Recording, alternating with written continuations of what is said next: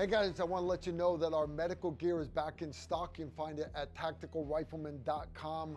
We've got Cat 7 tourniquets. You know you need to have one of them, but we also got our TR EDC med kits. These are vacuum sealed, packed by North American Rescue.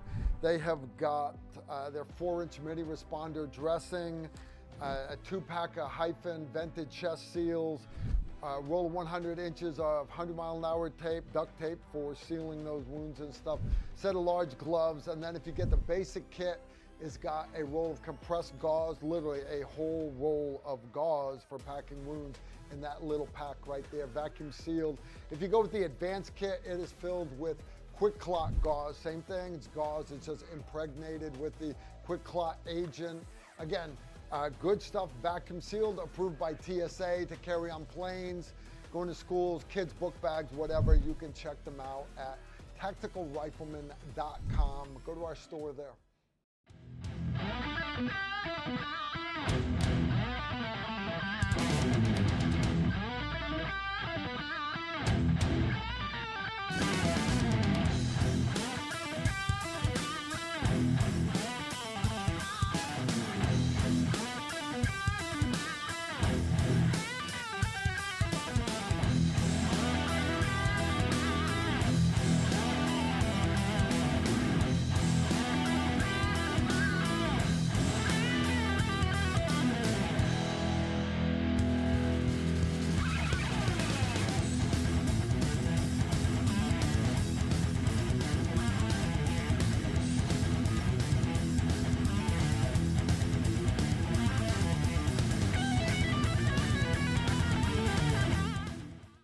Hey guys, I want to let you know that our medical gear is back in stock. You can find it at tacticalrifleman.com.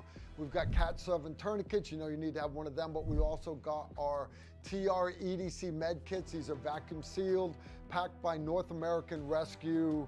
They have got their 4-inch mini responder dressing, a 2-pack of hyphen vented chest seals, roll of 100 inches of 100-mile-an-hour tape, duct tape for sealing those wounds and stuff, set of large gloves, and then if you get the basic kit, it's got a roll of compressed gauze, literally a whole roll of gauze for packing wounds in that little pack right there, vacuum sealed.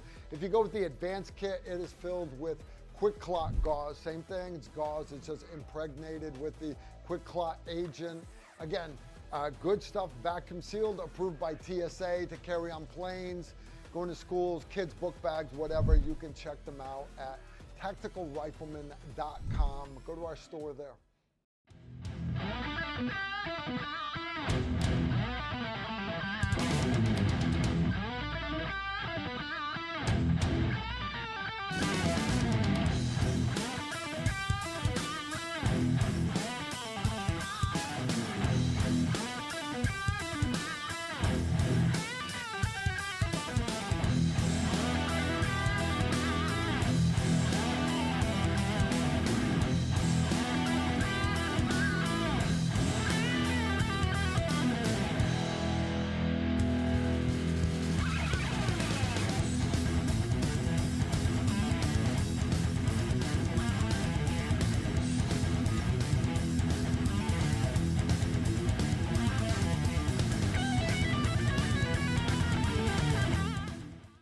Hey guys, I want to let you know that our medical gear is back in stock. You can find it at tacticalrifleman.com. We've got Cat 7 tourniquets. You know you need to have one of them, but we also got our TR EDC med kits. These are vacuum sealed, packed by North American Rescue. They have got their 4-inch mini responder dressing, a 2-pack of hyphen vented chest seals, roll of 100 inches of 100-mile-an-hour tape, duct tape for sealing those wounds and stuff, set of large gloves, and then if you get the basic kit, it's got a roll of compressed gauze, literally a whole roll of gauze for packing wounds in that little pack right there, vacuum sealed. If you go with the advanced kit, it is filled with quick clot gauze. Same thing, it's gauze, it's just impregnated with the quick clot agent. Again, good stuff, vacuum sealed, approved by TSA to carry on planes, going to schools, kids' book bags, whatever. You can check them out at tacticalrifleman.com. Go to our store there.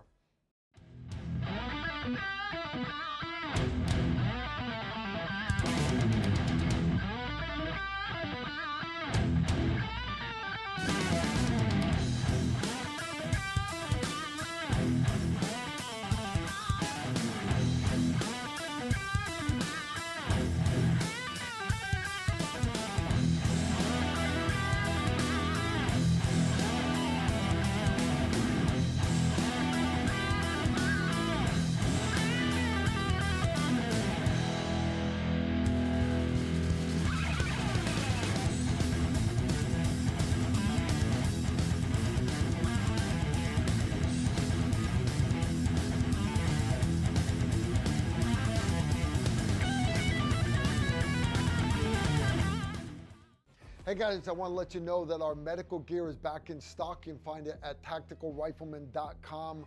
We've got cat serve and tourniquets. You know you need to have one of them, but we also got our TR EDC med kits. These are vacuum sealed, packed by North American Rescue. They have got their 4-inch mini responder dressing, a 2-pack of hyphen vented chest seals, roll of 100 inches of 100-mile-an-hour tape, duct tape for sealing those wounds and stuff, set of large gloves, and then if you get the basic kit, it's got a roll of compressed gauze, literally a whole roll of gauze for packing wounds in that little pack right there, vacuum sealed. If you go with the advanced kit, it is filled with quick clot gauze. Same thing, it's gauze, it's just impregnated with the quick clot agent. Again, good stuff, vacuum sealed, approved by TSA to carry on planes, going to schools, kids' book bags, whatever. You can check them out at tacticalrifleman.com. Go to our store there.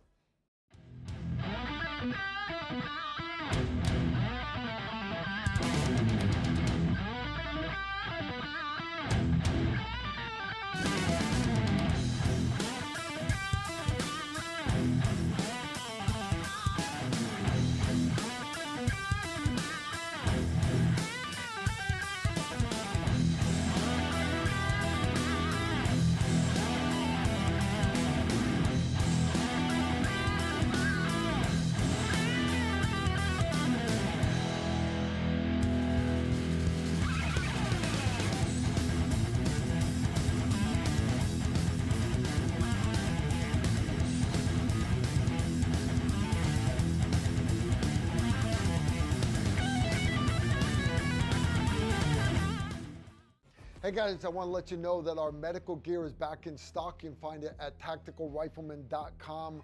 We've got cat serve and tourniquets. You know you need to have one of them, but we also got our TR EDC med kits. These are vacuum sealed, packed by North American Rescue. They have got their 4-inch mini responder dressing, a 2-pack of hyphen vented chest seals, roll of 100 inches of 100-mile-an-hour tape, duct tape for sealing those wounds and stuff, set of large gloves, and then if you get the basic kit, it's got a roll of compressed gauze, literally a whole roll of gauze for packing wounds in that little pack right there, vacuum sealed. If you go with the advanced kit, it is filled with quick clot gauze. Same thing, it's gauze, it's just impregnated with the quick clot agent. Again, good stuff, vacuum sealed, approved by TSA to carry on planes, going to schools, kids' book bags, whatever. You can check them out at tacticalrifleman.com. Go to our store there.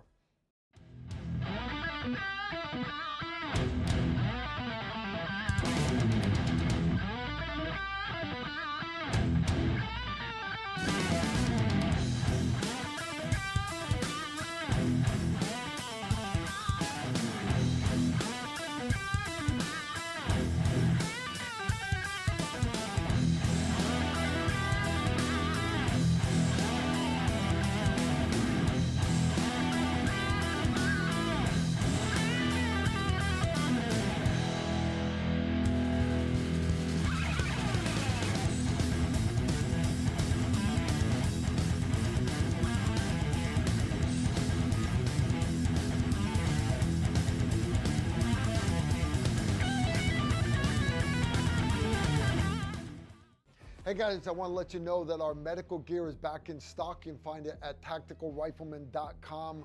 We've got cat serve and tourniquets. You know you need to have one of them, but we also got our TR EDC med kits. These are vacuum sealed, packed by North American Rescue. They have got their 4-inch mini responder dressing, a 2-pack of hyphen vented chest seals, roll of 100 inches of 100-mile-an-hour tape, duct tape for sealing those wounds and stuff, set of large gloves, and then if you get the basic kit, it's got a roll of compressed gauze, literally a whole roll of gauze for packing wounds in that little pack right there, vacuum sealed. If you go with the advanced kit, it is filled with quick clot gauze. Same thing, it's gauze, it's just impregnated with the quick clot agent. Again, good stuff, vacuum sealed, approved by TSA to carry on planes, going to schools, kids' book bags, whatever. You can check them out at tacticalrifleman.com. Go to our store there.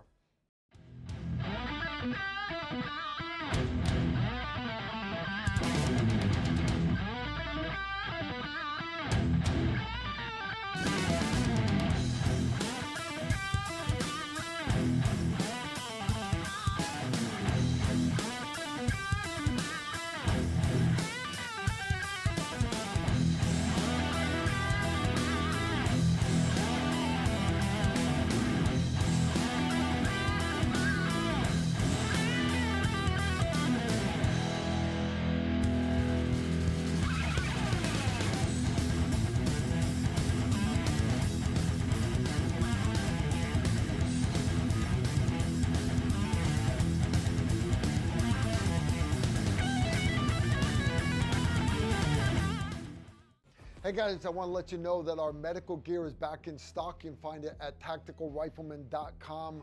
We've got cat serving tourniquets. You know you need to have one of them, but we also got our TR EDC med kits. These are vacuum sealed, packed by North American Rescue. They have got their 4-inch mini responder dressing, a 2-pack of hyphen vented chest seals, roll of 100 inches of 100-mile-an-hour tape, duct tape for sealing those wounds and stuff, set of large gloves, and then if you get the basic kit, it's got a roll of compressed gauze, literally a whole roll of gauze for packing wounds in that little pack right there, vacuum sealed. If you go with the advanced kit, it is filled with quick clot gauze. Same thing, it's gauze, it's just impregnated with the quick clot agent. Again, good stuff, vacuum sealed, approved by TSA to carry on planes, going to schools, kids' book bags, whatever. You can check them out at tacticalrifleman.com. Go to our store there.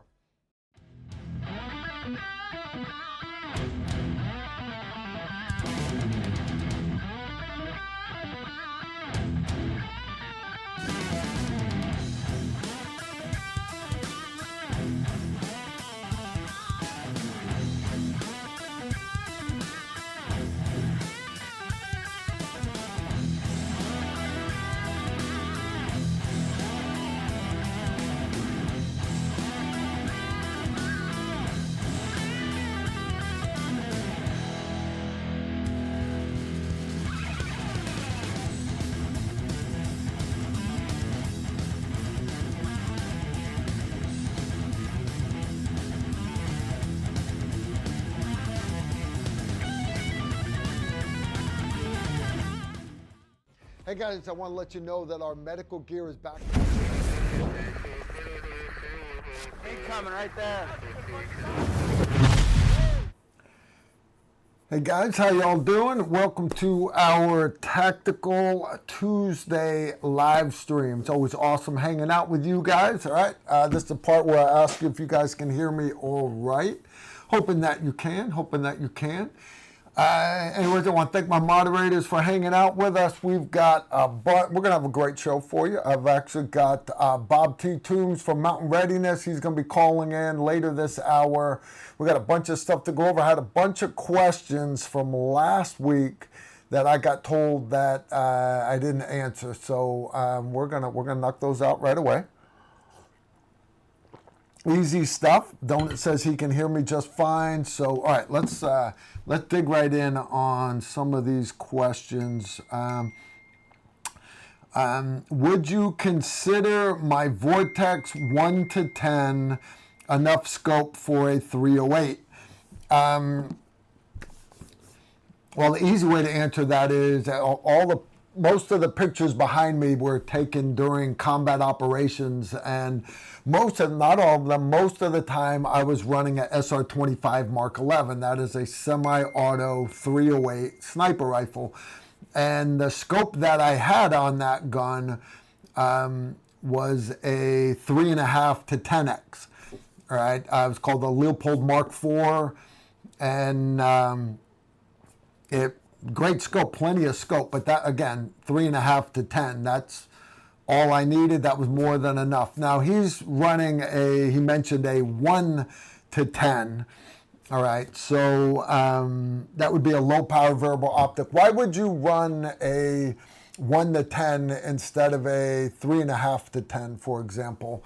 Well, you got to ask, what are you going to use the gun for? If you're going to be using it primarily as a designated marksman's rifle, and the lowest you're ever going to put the scope is 5x, let's say, so you've got a wide field of view inside of a city, right? Going from like your loophole in the wall looking out onto the streets. If the lowest you're ever going to go is 5x, then run a 5 to 15, a 5 to 25, go with a larger objective lens, something that's going to gather and transmit more light. All right, so look at the low end. What is the lowest you're ever going to use? Now, if you're saying, well, I need to be able to use it for CQB most of the time, all right, like let's say on a truck gun, a 5.56 gun, something like that where you're out in the desert, mountains, wherever, you're going to patrol on 1X. So you want a scope that can go all the way down to 1x. In other words, if you're running a low power variable optic, you're planning on keeping it on 1x 90% of the time. 9 out of 10 times you're going to be using it as a red dot.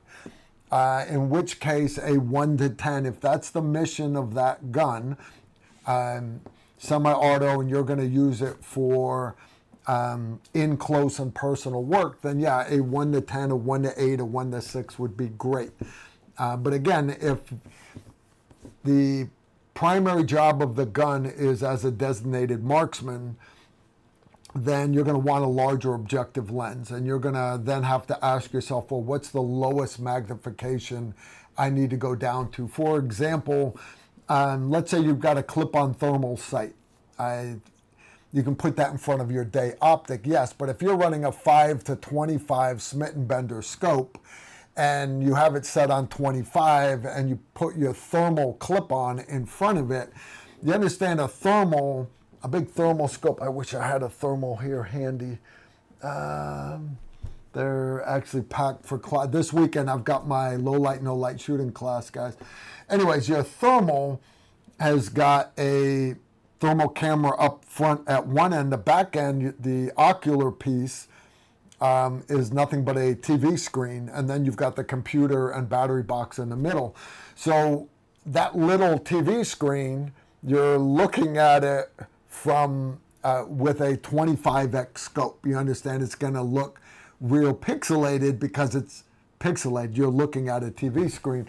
So by you dialing that day scope down to, let's say, 5x or 3x or 1x, you're going to be able to see the TV screen on that thermal clip-on much better. So again, again, it depends. What are you planning on using that rifle for? I hope I didn't get too long-winded on that, guys, because that's actually a decent question. I enjoy questions like that. Next question. This is from High Altitude 5280. Again, guys, some of these questions are from last week. Taking initiative to tighten security at church and get some things set in place along with a fire exit plan and mapping.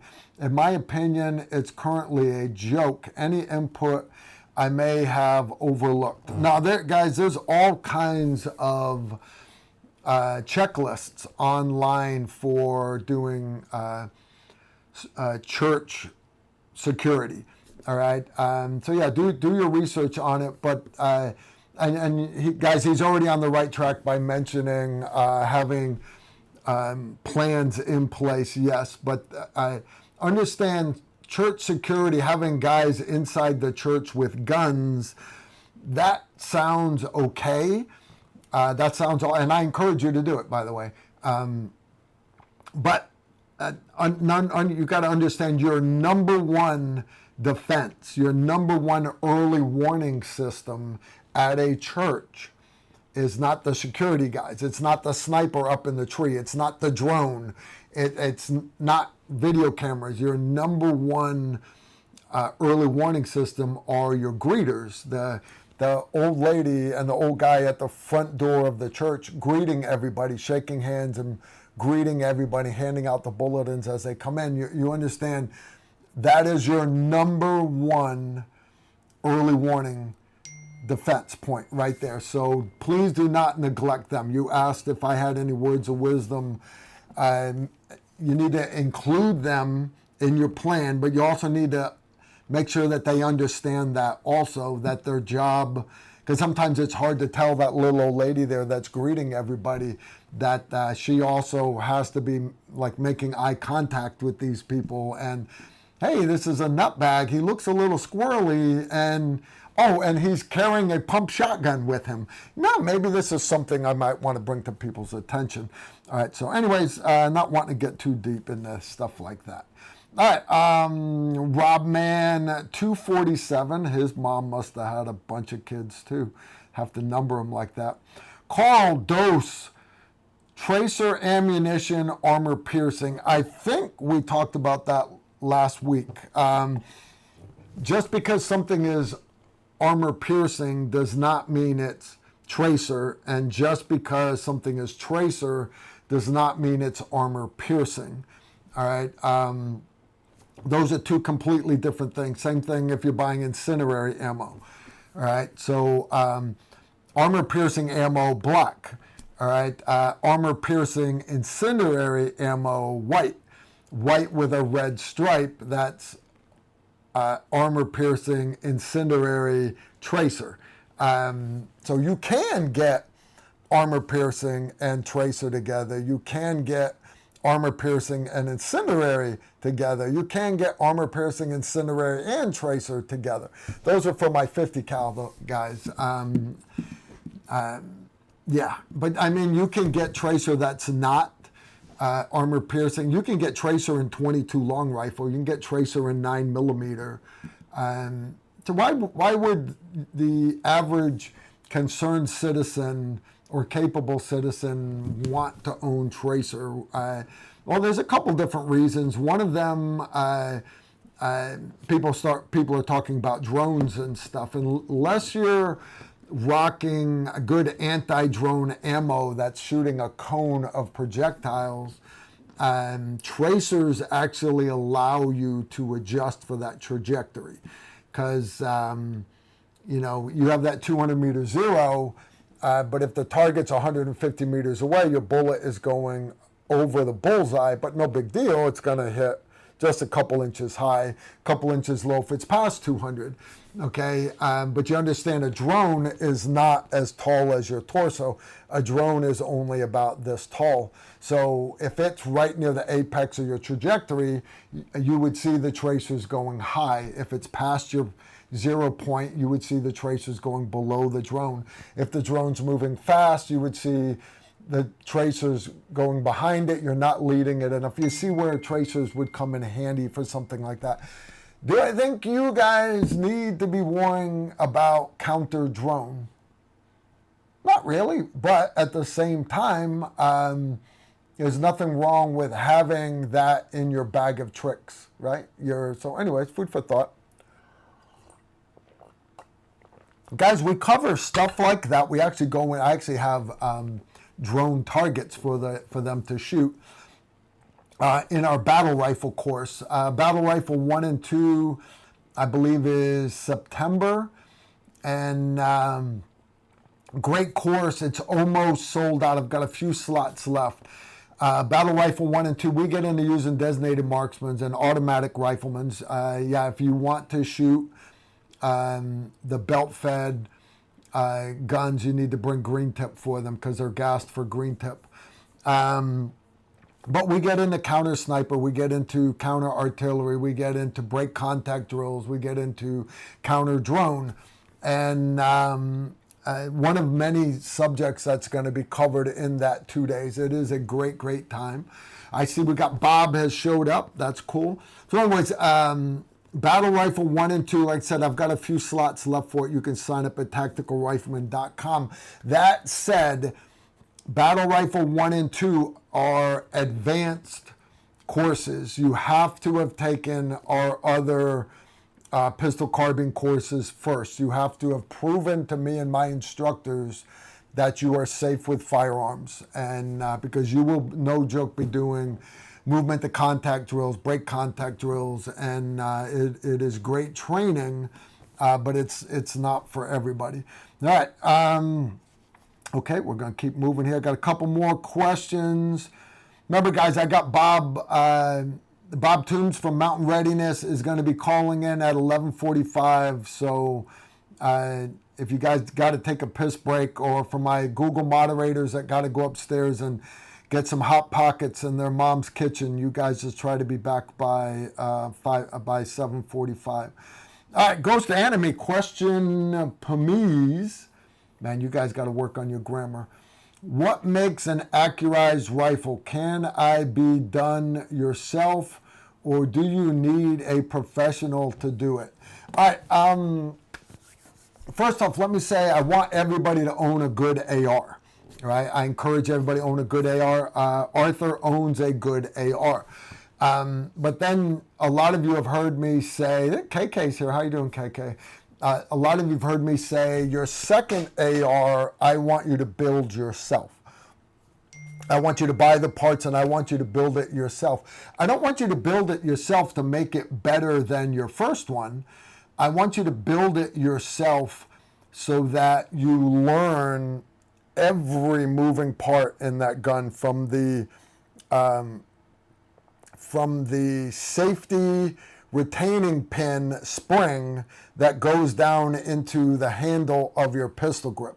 Literally, that's the detail. I want you to know where all those parts are. And the reason for that is then in the moment of truth, in the dark, in the rain, under enemy suppressive fire, if you have a jam with your firearm or you're out hunting somewhere and the gun jams, you can mentally visualize what might have caused it and how to fix it, because you know literally all the workings of your gun. But understand, when you build that second firearm, it's not going to be, this is your first gun you ever built, it's not going to be as accurate as the one you bought from Daniel Defense or from Adams Arms or you know, from Black Armor Guns. It's not. So likewise, when it comes to an accurized gun, I cannot make an accurized gun. I cannot. You get a good barrel, take it to somebody, have them put it into a good upper receiver for you. But yeah, guys, please don't think you can go out and make an accurate gun. Now, I encourage people to get into hand loading ammo, and the more you do it, the more accurate your ammo will be. The more you get into consistencies of powder charges and things like that. But understand, your first year or so of making sniper ammo, it's not going to be as accurate as if you went to some of these other precision rifle companies and gotten ammo from them. So anyways, so definite maybe, but I would rather you invest your money with someone else, Ghost. All right, a few more questions from last week. Can you compare 6.8 SPC versus 6.5 Grendel for civilian AR-15 general defense? Now, those are two completely separate bullets, rounds for different reasons. They're both good rounds, but he said compare 6.8 versus 6.5 Grendel, but then he put this prepositional phrase at the end that says for civilian AR-15 general defense. I want to start with that part right there, because 6.8 is a great cartridge, and 6.5 Grendel is a very accurate cartridge. I know guys that used to compete with it, because we used to do these competitions called the International Tactical Rifleman Championship, kind of where I got the name for Tactical Rifleman. But in that, you had a two-man team. One guy had a bolt gun with a heavy caliber because he had targets out to 1,200 yards. And then his spotter would run a gas gun, and he had targets out to 600. All right, and then everybody had to have a pistol with targets out to 50 for the pistol. You'd compete as a two-man team. It was a very, very fun event. And a lot of guys would compete with 6.5 Grendel. And but the problem with 6.5 Grendel, the reason why the military didn't adopt it, same reason the 6 ARC is you're going to see is going to go away for the exact same reason. Because well, 6 ARC's the latest hotness right now. It is the latest hotness right now. 6.5 Grendel was the latest hotness decades ago. But the reason why it went away is because if you look at the projectile is awesome. It is the bolt face, the AR-15 bolt face. You've got to take so much material out of the bolt face that it weakens the bolt lugs. And I actually saw a guy in competition. His team would have beat my team. I was shooting my 308 SR-25. My partner had a 300 Win Mag, and they would have easily beaten us. But their 6.5 Grendel they blew 2 bolt lugs off of the guy's bolt, and he didn't have an extra bolt with him, and that ended up biting them in the ass. 6.8 SPC started out to have a similar issue, but when Steve Holland was designing this thing at Fifth Group with the guys down at the Sniper Locker, I was not involved with it at all, but I was hearing about all this going on. I was very interested in it. It started off as they wanted a AK round in a AR platform, and it can be done. I've got one of them on the wall behind me right here, guys. That is that AR right there fires 7.62 by 39. Those weren't around back then. So anyways, what they ended up doing was they tried to find the biggest bullet that they could fit into an AR magazine, and playing back and forth and everything, they ended up coming up with 6.8 SPC, and they're running at 6.5 and 6.6 and 6 and everything. And the 6.5, when they did the tests, was a little more accurate, but the 100-pound heads, the engineers were telling Steve, they're like, but man, you should see how much harder the 6.8 hits. And they were looking at energy delivered to the ballistic gelatin and everything. And you got to remember, the reason why they were designing the 6.8 was not for accuracy. All right, 5.56 was very, very accurate. But they wanted something that hit as hard as the AK did. So what they found was 6.8. 6.8 hit with 2/3 the energy of a 308 round, with only half the recoil of a 308, and it fit into 5.56. So in other words, because SF isn't allowed to buy new guns. If you get new guns, you got to get them from the Army. But SF is allowed to buy all the parts we want. I can buy optics, I can buy uppers. So they ended up pushing it through, and Barrett made uppers for us. Remington made the ammo, and Starfleet Command, they're like, yeah, it's going to take us a couple years to do the research. Steve's like, we've already done the research. What do you mean you've done the research? Yeah, we've got guns in Afghanistan right now. We had, I think it was like 250,000 rounds made by Remington, and they got pissed about it. But what ended up killing it was, at the same time, and nobody was letting it out of the box, but Delta was working with another company to finalize 300 Blackout. So I remember being there at SHOT Show with Steve Holland, and we're walking, and there's a couple guys from Delta, and everybody's in civilian clothes, but Steve knows these guys know Steve, and they go to blow up on the Fifth Group guys, like, what makes 6.8 better than 6.7 or 6.9? And Steve just kind of looked at him, well, one, we've already done the testing, and two, it's already in the field proving itself. It's already... So anyways, they did not support 6.8 at all. Now, back to 6.5, I would not use 6.5 Grendel or 6 ARC in a combat gun, because the bolt face, you're going to blow lugs off of your bolt. Not a big deal in a shooting competition. It just means you're not in first place, you're now in 5th place, right? Because you lose that stage. You've got to fix your gun between stages. But you understand, in combat, if you're not first place, that means you're in last place. And I don't want to take a chance if I can avoid it, right? So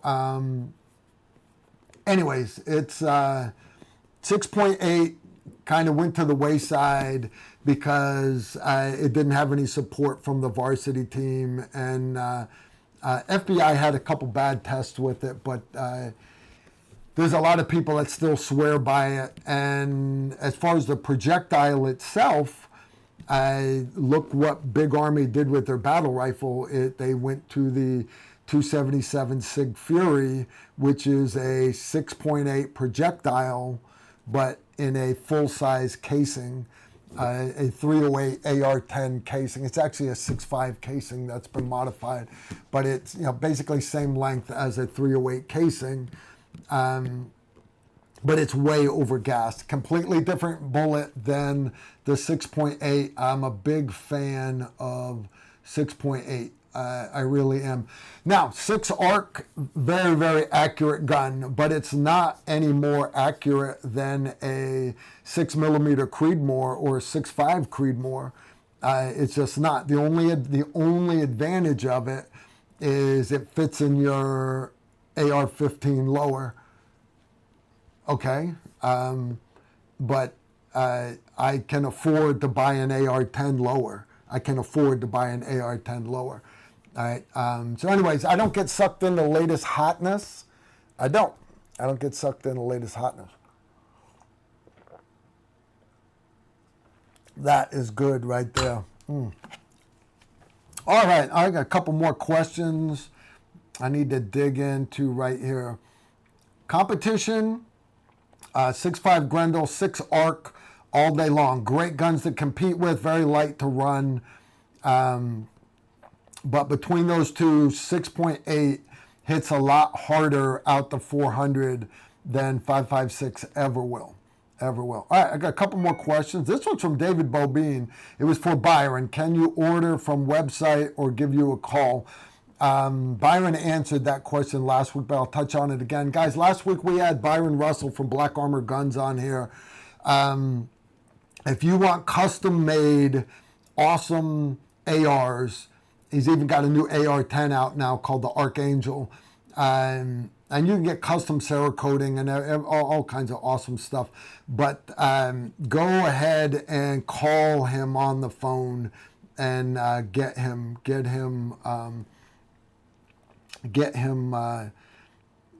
to get you exactly what you want. Too easy. Rob Mann's back. Byron, do you own a 10mm lever action? He covered that one last week also. He does not. Carl, what kind of storage case container do you recommend to secure a truck gun? You use the word truck. So most pickup trucks now come with the back seat will flip up. My Gladiator, for example, the back seat flips up and underneath it is a little plastic storage container. Well, that comes right out with 3 screws. And I put a metal lockbox. It's like a little wall locker, except it's laid down. It's the whole floor of the back underneath the rear seat. And again, it varies by whatever company your whatever brand your truck is. But understand, guys, a truck gun goes the same for whether it's an SUV or even a car. My Rubicon, my JK, has even if with the top and doors off, the trunk area of my Jeep is a metal enclosed lockbox, and that's what I keep the rifle in. Now understand, in some states it has to be locked in a container with locks with no ammo in that. The ammo has to be locked up separate. Honest guys, if you just show them that you're trying to do the right thing, you don't have the rifle loaded, you got to get out of the vehicle, unlock it to get to it, that they're not going to hem you up. And if they do, just smile and say, I'll beat you in court, because you will. The reality is I will be one of your character witnesses, and I'll get about 500 other people to come testify on your behalf. If you are a good person, you're doing the right thing, and you have your firearms secured, there's just so many weird states that have different regulations. I don't know how it is now because I no longer live in New England, but for a time there, if you were going to drive through the state of Massachusetts, I think the firearm had to be disassembled, which is crazy when you're going from south of Massachusetts. Let's say you're going up to New Hampshire to go bear hunt. You got to take your bear rifle bolt action apart before you drive through. You see, that's stuff like that. And don't quote me on how the regs are now up there, because I don't care. You know, I don't want to live in Massachusetts. I want to live in America, and I will stay in America. Granted, when I have to go behind enemy lines like New York City, I watched this thing on the news the other, it was social media, talking about how you can't carry a firearm in Times Square in New York City, even though some judge said that law is against the Constitution and you should be allowed to do it. New York still said you still can't carry. That is still Times Square is still a gun-free zone. And I'm like, it might be today. It wasn't when I was there. I know of at least 2 firearms that were in Times Square while I was there. So anyway, maybe these laws change time to time, guys. I don't know. All right. What are your thoughts on 6.5 by 55 Swede? Honest, I have no experience with that round at all. I don't have any experience with it at all. No, I do not. But you understand, 6.5 Swede is going to be, if you're hand loading it, a 6.5 Creedmoor is 6.5 by 51, so it's just a slightly longer casing, but it's shorter than a 300 Win Mag. You understand what I'm getting at, right? There's so many oddball little cartridges, and when you start looking at them, understand the more straight-walled a casing is, the better it's going to flash form, and you're going to get, it helps you get consistent chamber pressure. But in a dirty gun, in a combat gun, when guns are hot, that's why that AK 7.62 by 39 is angled in, because as soon as it's moved a 32nd of an inch, it's completely let go of the entire chamber. It's not dragging down the walls of the chamber like a straight wall cartridge would, right? So yeah, I don't have any experience with the 6.5 Sweet. All right, I'm not gonna lie to you. All right, why did that pop up? All right, a couple more questions here. Ghost is back again. What makes an accurized AR-15? Can it be done yourself, or does a pro need to do it? We already got that one. All right, Frederick Brock threw down 10 bones tonight. What's a good barrier blind ammo for a 300 blackout truck gun? When you start talking barrier blind, all right, you can actually get, how do you get armor piercing 308? Now, by the way, you can't. But what guys do is guys will go to gun shows and you buy old M1 Garand 30-06 ammo that is armor piercing.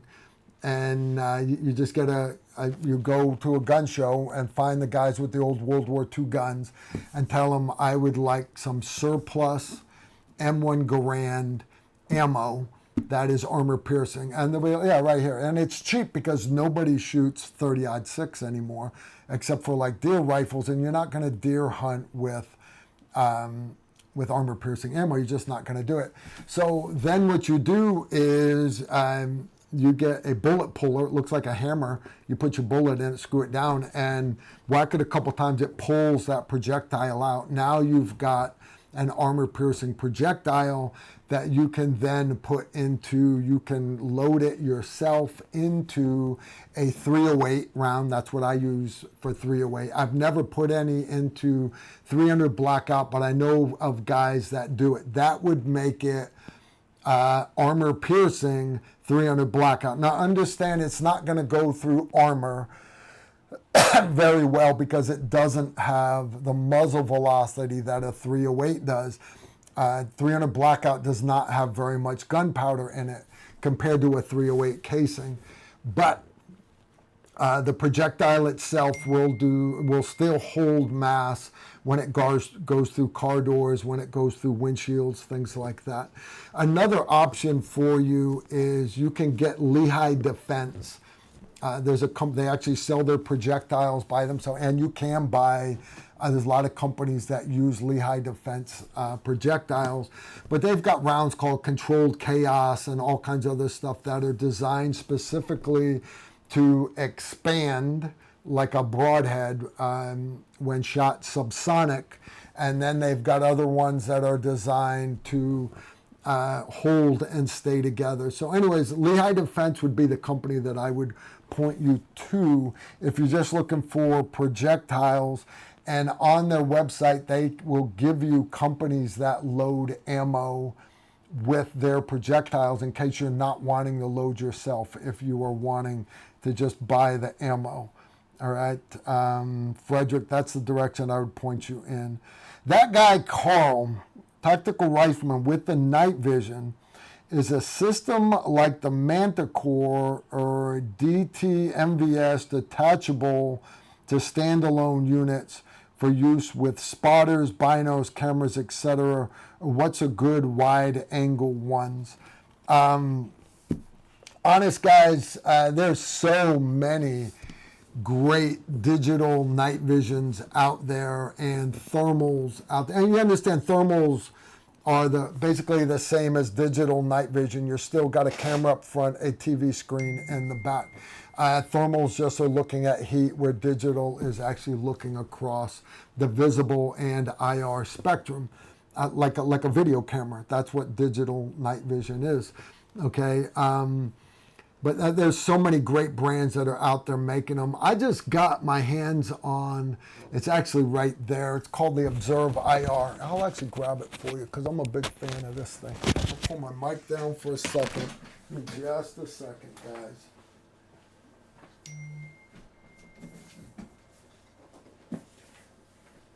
All right, now I have a night vision class this weekend, so most of my night vision is already packed up. All right, I'm going to put my mic back on.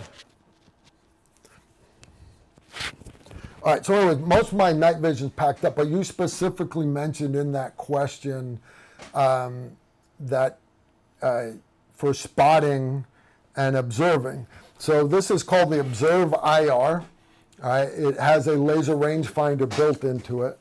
And what I love about this puppy is for spotting, because just looking through a sniper rifle, even with a thermal on the front of it or I squared, it's hard to scan the battlefield. It really is. All right, I got to get the cord out of it. I got my head strap on this thing because it's literally just, you just hang it around your neck. Now, it's got the hole in the bottom so you can put it on a bipod, but I want you to look at the lenses on these things, all right? Thermal, and that's a big chunk of germanium right there, guys. It's catching a lot of heat coming in. And then this is digital night vision over here. So during the day, you're looking with this one right here, and it's like you're watching a TV camera. 5x already, and then it's got digital zoom after that. So you can scan, find something like, man, look at that. That's a deer over there. Zoom in, bring it all the way into you ID what it is, hit the button for the laser rangefinder, and then tell your shooter, it might be your daughter sitting next to you in a deer stand, it might be your sniper sitting next to you in the sniper hide. Either way, you give them the distance, and then you literally can go back to observing, and you can get your wind calls and everything right here with this thing. Quickly, with the thermal, you can rotate through the different palettes and then come straight back to digital again. So now it's like, hey, what is that? I can bang, go to it on thermal. Hey, that's actually a bear moving through the woods. Okay, then go back to digital again and ID it, right? So anyways, it's this right here, guys, made by AGM Global Vision. Then there are all your night vision companies out there offer something similar. All right, I'm just a big fan of this one right here, and I owe them a couple more videos about it. They're pricey. They are pricey, but this is the latest cool item that I've gotten in a long time. I have got a lot of stuff, guys. I've got thermals. That's one thermal right there. I'm not allowed to touch guns on YouTube, or I'd show you. That's a standalone on a 5.56 lower. well, on a 5.56 gun. And then I have a couple clip-ons. I got some handheld thermals. I got two more thermals. One's a clip-on, one's a dedicated rifle scope. I haven't even taken them out of the box yet. Yeah, I like night vision, guys. I really do. I'm a big fan of cheating in combat because there is no cheating in combat. Whenever you can stack the deck in your favor, go ahead and do it. All right, David Bobin's back. Carl, at the battle rifle class, my rifle for point blank zero with 55 grain 5.56 was 41 yards. How much will a point blank zero change with 62 grain green tip? All right, excellent question. And at 41 yards, you may not even notice a difference because at 41 yards, it's only going to be a little bit, right? But what you're going to understand is that 200 meter zero, the 62 grain is a little bit heavier. It's going to be just a little bit lower, all right? So your zero might change to 42, 41 and a half, but I don't care what it is at 41. I want you to take it out to a 200 meter range and just shoot grouping drills. And I encourage you to do that with all your different types of ammo so that you know, because at 41 meters, at 50 meters, it doesn't matter what kind of ammo you have in the gun. It doesn't. At 100 meters, you're still within an inch. No matter what kind of ammo, it doesn't matter. At 200 and 300, you don't even have to change zeros on the gun. Just gather data, go out and shoot a shot group at 200, and my 55 hits here, my 60 hits here. Okay, go back to 300. I know I need to hold 9 inches high at 300 to put me right back center again. My 55's right back center, aiming 9 inches high. Aiming 9 inches high, my 62 grain is still 6 inches low. See, gather data like that, and then you don't have to touch your sights at all. You just now know, hey, at 200 meters, I just need to aim 2 inches high. Hey, that target is 300 meters away. I need to aim, instead of 9 inches, I need to add that extra 6 inches to it. I need to aim 15 inches high. So if this is 10 inches, I want to go 10, and then, right, it's 5 inches top of the head. Just go from here to the top of the head, aim right there, and you pull the trigger. You don't have to worry about dialing or nothing. But honestly, more important is for you to see shot group size. You're going to find 62 grain, and a lot of guns will actually group better at 300 than your 55 grain does, because 55 is already starting to run out of gas, where the 62 grain has a little more ass behind it. Good questions. All right, Beardo Grizzly 500. Any suggestions for a 30 cal suppressor? Primary use will be for carbines, but also will run on my AR 308 and bring it back again for another tactical precision rifle, God willing. All right, where's it at? Right there.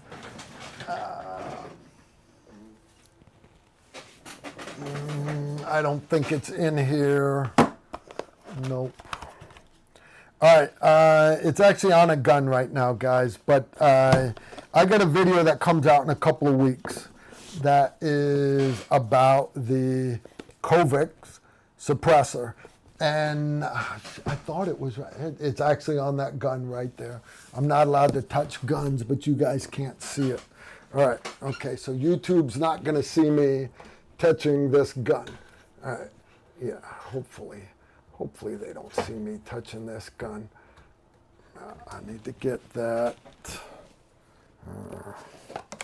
All right. Anyways, guys, it comes with all the wrenches and everything you need and everything. There we go. YouTube, I'm not touching a firearm. This is an inanimate object up on the wall, and I'm out of field of view. Okay. All right, guys, I'm back. All right. This lightweight little suppressor right here, it's direct thread, which is awesome. All right. But what I really love about it is it's 30 cal, which is what I wanted. But see this right here. I can actually take this thread off, right? Because this is threaded for your 6.5 Creedmoor or your 308. But you can also put on this one right here that has got the smaller threads for putting it on a 5.56 gun. This is important because, especially if you're buying your first suppressor and you're wanting it for hunting, so you want a nice suppressor to put on a precision rifle gun, this is a very, very precise suppressor. And again, it comes with both. So you can run it on that 6.5 Creedmoor, that 308, that 300 Win Mag, very, very easily with that thread. Locks right into place. Or let's say you're going to go hunting and we're going coyote hunting and we're going to use 5.56 guns. You can put this thread on here and it will run. Does that make sense? Makes sense to me. But so this will run on a 300 blackout rifle with that thread, or swap this thread and now I can run it on a 5.56 gun. So anyways, I really dig this suppressor and it was a joy to shoot, and that's why it's on my 6.5 Creedmoor up there. And yeah, I'm a big fan of it. I will put it back on that gun up there. But anyways, it's made by a company called Covix. Right there, Covix. And it's a great gun, a great suppressor, guys. Really, really great suppressor. I need to put that back on that gun. Hopefully YouTube don't lose their shit. All right. That is good. All right. Still knocking out questions. I got 1 minute till Bob T. Toombs calls in. Let's knock out one more question. Annalise and Kyle Beeler. If you're attaching a pouch to Molly that's designed for 4 slots, but you only have 3 on your belt, what's the best thing to do? It depends on if the pouch rides too high or too low. I normally just go high and have the pouch below. But if it's something that you actually want leaning out, then put it higher on the belt so gravity will have it tilt away from you. That comes in handy for like mag pouches that you want to clear the edge of your body armor. All right, but rule of thumb, usually you just use the top of the pouch so that the pouches sit below, that they sit level on the top of the belt line. All right, that way they're symmetrical, right? Woo, James Swain, you're the man. All right, guys, I got a bunch of questions still coming. Yeah. We're going James Swain. All right, I got a couple more. I guess I should keep going until Bob calls in. Bob's going to call in here soon. Carl, not a sexy tactical question. What kind of footwear, boots do you recommend for urban ops versus humping loads in rural areas? There's a company called Salmon, and they make, it's called the Crosstrek 7. They look like cleats, but they're not cleats, but they look like cleats. It's got a bunch of soft cleats on the bottom, like you would wear almost like golfing.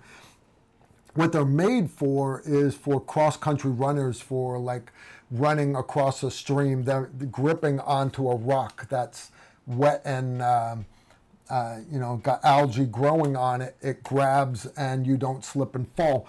The reason why a lot of your special ops guys like those Salmons is because if there's casings on the floor in the shoot house, because you remember you're doing a bunch of runs through the shoot house, there's casings everywhere. When we hit the casings, the cleats go around the casings and you still got good grip on the floor. Real life, it really doesn't matter because you're not going to hit a house and the floor of the house already be filled with casings everywhere, right? But that's why we love our Salmons, guys. We really do. And Merrills, we used to run Merrills back during the day. I think I've done more combat ops wearing Merrills than I have desert boots, sincerely. But I heard Merrills like got bought out. Or I still buy Merrills. I like Merrills. I'm actually wearing Merrills right now, guys. But I'm wearing Merrills right now. But when I teach this weekend in the Louisville Armory, I'll be wearing Salmons there.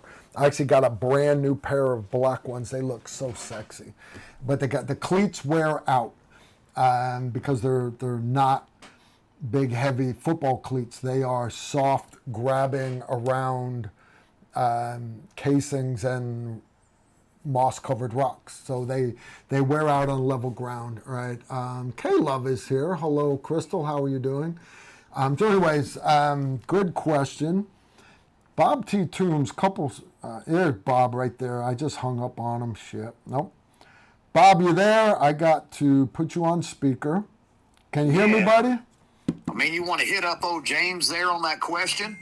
I can hang 10. All right, I'll tell you what, I will go back and do James's question because it's, Carl, how do you handle the blowback from the suppressor with a piston drive platform?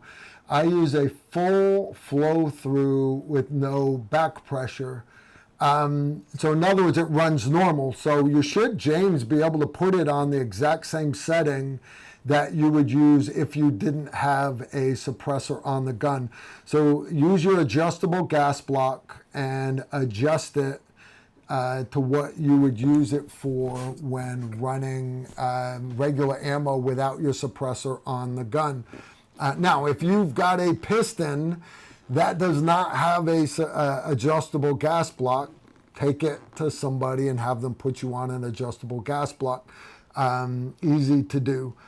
But yeah, you shouldn't have an issue with it.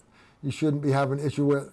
James, if you're still having an issue with it, all right, as I thought you had an adjustable gas block, you should be able to turn it so that it will capture all the gas, all right, or at least more gas. But if you're still having issues, you've got my cell phone number. James is my uncle. All right, buddy, just give me a call. What do I got going on tomorrow? I got a VA appointment, medical. Man, I just can't get my medical issues worked out. And then I'm prepping for my class this weekend. But yeah, James, give me a call tomorrow, buddy. Guys, the rest of y'all, I know some of y'all threw down some great questions, and I appreciate it. And I will get to them. I will. My moderators will make sure that I get to them. I don't mean to leave you guys hanging, not at all. K-Love, you are awesome. But I have got a guest on. I've been trying to get on the show for weeks and weeks, but he's always been busy. Bob, how are you doing, buddy? Man, we just wrapped up chores for the night, Carl, so... Chores with Bob. Chores. Yeah. Yes. See, chores, most people can ignore and say, I'll get to it in the morning. Bob can't do that because animal husbandry, you have to take care of your family members. I'm very jealous because Bob doesn't just have chickens. He's got turkeys, and these turkeys are awesome. And he's got goats and these awesome dogs that patrol. And Bob, I'm very, very jealous. I am. My wife won't let me have chickens yet. We have a neighbor, part of our auxiliary here. He's got chickens. He's actually been having problems with a coyote getting into the pen, and I'm supposed to be helping him out, but I've just been so busy that I haven't been able to deal with it. All right, so you just wrapped up chores. We just wrapped up chores, so we just processed another 100 chickens. So Woo! now we're at 350 chickens still on the ground. and 60 turkeys we're at now. So, I mean, 60 turkeys. 60 turkeys. So, the one that loved you, that come over and visited you, she, of course, had 7 poults. So now we've got 7 little ones from her. Nice. And so a total of 8 of them roaming freely around the property. So it's good until they jump on Amber's Toyota Tundra, and then not so good. Yeah, not so good. Not so good. That's So, funny. So, guys, we're sitting there, and my wife is sitting there with me. We've all got this is at Mountain Readiness in May. I think it was May. We're at Bob's place, and we just got steaks from this other restaurant. We're sitting there, a little campfire. We're just sitting around. Sun's not even down yet, and this turkey comes up next to my wife and just puts her head up underneath my wife's hand, like, you want to try to reach out and touch an animal, and it's not going to let you, right? It's a turkey. There's no way. This turkey comes right up and put its head under my wife's hand and let my wife start petting it. And I was like, oh, my God, that is just the coolest thing. You need turkeys in your life, Carl. We're going to make this happen one of these days. I know. Now, my wife, you ever meet anybody with like a real phobia, guys? Because I remember Tom and Jerry, right? The mouse would come out, and the old lady would jump up on the stool, right? And Tom would save the day chasing off the mouse. Tom and Jerry. Everybody remember Tom and Jerry. Old World War II vintage stuff. That's how I thought of phobia, right? That phobias aren't real. Everybody has fear, but like a real phobia, I had never met anybody with a real phobia until I married my wife. And she has a snake phobia. So her mom grew up family of 16 kids. They had a chicken coop right here in Western Kentucky. And she told my wife that one day, right, in her entire life, one day she went out to the chicken coop to get eggs, and there was a chicken snake in the chicken coop. And nobody flipped out, didn't bite anybody or anything. So one day out of my mother-in-law's entire childhood, there was one snake in the chicken coop. But that's not what my wife heard. My wife heard that there's a snake in the chicken coop. So my wife, her phobia is so bad that she assumes that when you buy like one of those kits for a chicken coop, it comes with a chicken snake.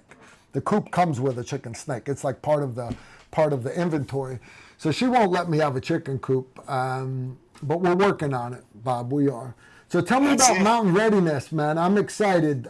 23 to 25 October, you still doing it? We're still doing it. It's going to be slam up awesome event. And of course, we're not just ending it there. We're going to run Mountain Readiness and then do a flip-flop that Monday, and then we're running 5 more days of the Sovereign Health Summit. 27 through 31 October, Sovereign Health Summit. Yep. Sovereign Health Summit. So, Mountain Readiness, we've been doing this for 4 years. And, of course, you guys have been a huge part of this for quite a few of those years. Yeah, and, of course, three, right? 3 of those. Yeah. And our good friend Chris Weatherman, the Angry American, of course, a big part of this event. But, Mountain Readiness is always focused on hands-on practical skills. We love being hands-on. This last May, we were hands-on processing chickens. We were hands-on. We did a whole sheep, hands-on start to finish from farm to table in a package. We did composting. You guys did a ton of tactical classes. Emery doing knife fighting. You did a all women's AR-15 class. We're going to do that again. Yep. Pistol class. Oster vehicle repairs, where we completely obliterated and annihilated a brand new radiator. Yeah. We patched it. But it served a purpose. It did. Yeah. And, so that's kind of where Mountain Readiness has went. We do a whole lot of things: homesteading, preparedness, tactics, combatives. Our friend Pat Miletich, the UFC Hall of Famer and champion, is there doing hand-to-hand combat stuff. If you're looking for a place that's a one-stop shop with instructors that are just not certified they actually live the life and have done the things and or still do the things. And that's the part I thought was awesome was the instructors. They're not just instructors. These guys are passionate to the point to where even when class is over, they just want to sit around and talk about their passion. And you meet people. That's where I met Crystal. That's where I've met a lot of these people. Moody came in there. I see KK and Toby there. But watching all these other instructors, hey, I'm going to take everybody for a walk through the woods and show them edible plants. And you've got Randy showing all the crazy stuff he keeps in every nook and cranny of his vehicle. They just, people would pay fat cash to sit with an instructor like that and have them lay it all out for 3 days. And Randy knocks it all out in a couple of hours. And if he's not done in a couple of hours, he keeps going. And it's all included. You pay one price to get into mountain readiness, and there's, what is it, like a dozen different classes at the same time? There's a lot. Yeah. Last May we had like 60 classes a day, and I think we were at 45, 48 instructors, something like that. And a lot of those classes repeat. So you kind of pick and choose. Okay, Friday I'm going to do this class with Carl. Saturday I'm going to hop over here and do some homesteading stuff. So it's and like you said, all inclusive. The best part, however, is after the show's over, we have after hours evening festivities, and then everybody can break bread and sit around the campfires with all you awesome guys. Share a campfire with you. All these instructors, it's just a big community, a big family. Everybody's sitting together and enjoying each other's company, and that's really, for me, the highlight. For sure. Having Karen and Toby there, and so many of my other patrons there, visiting with my wife around the campfire, and then I had this lady who had taken classes with us earlier that day, never met us before. Now, hell, she cried in a couple of my classes that day. She comes over to the campfire and politely asks me, will you help me fix my EDC holster? And that's the perfect venue to do it because everybody is a family. This was a family member, somebody that I just met. But if you're at Mountain Readiness, it's like you're showing up a third cousin at a family reunion. Everybody is just friends. I'm like, yes, ma'am, for sure. I'd love to help you fix your holster. And then she ends up signing up for more classes. She wound up becoming a patron. And I'm talking about Crystal. I'm trying not to dime her out and embarrass her. But she sat right there talking to my wife the whole time while she had this little magnet up inside her holster to help retain the pistol. The problem though was it was not as easy as I thought it was going to be. We got it fixed for her. We did. We got it fixed for her. Funny stuff. All right. Mountain Readiness is going to be awesome. Moody, you're not off the hook, buddy. You live way too close. And I know you're working those days, but I need you to come out at least one night, because I feel so guilty drinking all your wife's apple pie moonshine without you there. You got to come have a little bit with me. Come hang out with us, and we'll have a great time.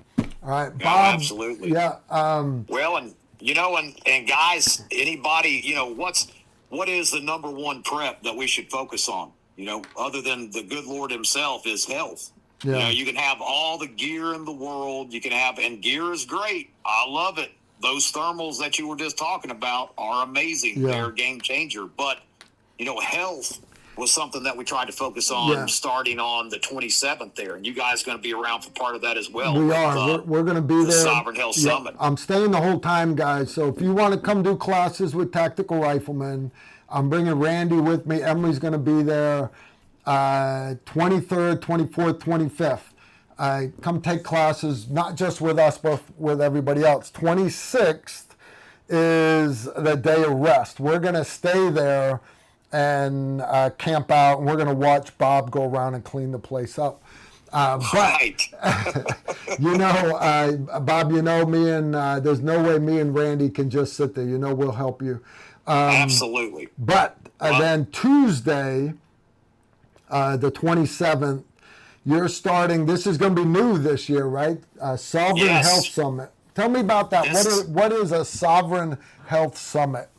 So, you know, we saw a need to focus on alternative health. And, you know, there is no doubt that there is a place for modern medicine and things of that nature. If you have arterial spray, we don't want you to go grab some yarrow root and squish it up and shove it in there. You need some help from professionals. But, you know, I think that there's too often in this world that everyone wants to fix health with a pill. Yeah. And that gets a little bit, you know, one pill leads to 2 more pills, leads to 5 more pills.